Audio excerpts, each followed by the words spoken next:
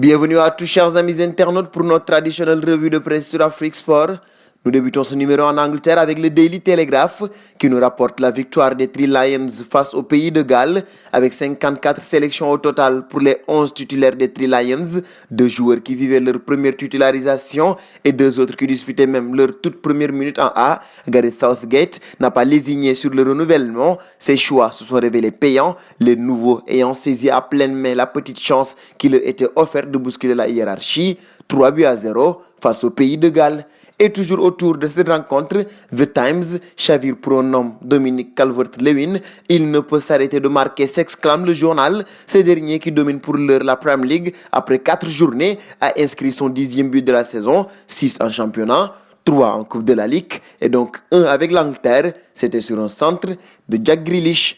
Nous filons en Italie désormais avec le Corriere dello Sport qui parle de Serie A et coronavirus. Derby antivirus titre le journal qui fait référence claire aux infections à l'Inter et au Milan AC qui s'affronteront au retour de la pause dans 8 jours pour le match de San Siro. Le football défiera la Covid.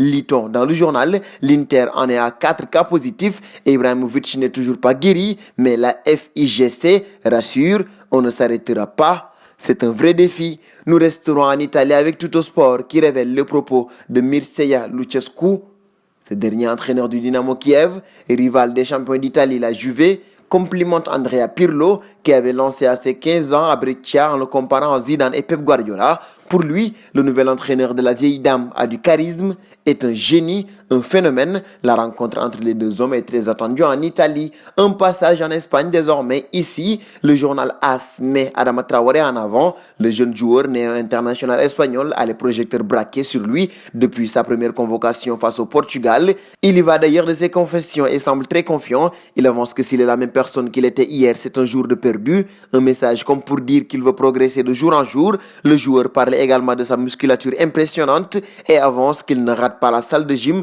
depuis ses 15 ans. Le résultat est visible. AS évoque également le dossier Camavinga au Real Madrid. Il est désormais la priorité de recrutement du Real Madrid pour l'été prochain. L'intérêt du géant espagnol pour le milieu de terrain rennais n'est pas nouveau. Il date même de plusieurs mois. Et du côté de Mundo Deportivo, on parle également d'Adama Traoré, mais on laisse une place à la une à Philippe Coutinho. La star brésilienne rend à Coman la confiance qu'il lui a donnée avec des performances de haut vol. C'est une vraie métamorphose de la part de l'ancien joueur de Liverpool. Nous terminons cette revue de presse avec Antoine Griezmann, un autre joueur du Barça. L'attaquant français est un joueur qui n'a pas complètement convaincu au Barça, mais tout de même, Coman tente de le relancer. De retour de sélection, il tentera de jouer au niveau attendu. Pronostic Sport, Griezmann veut montrer de quoi il est capable. La révolte d'Antoine est très attendue.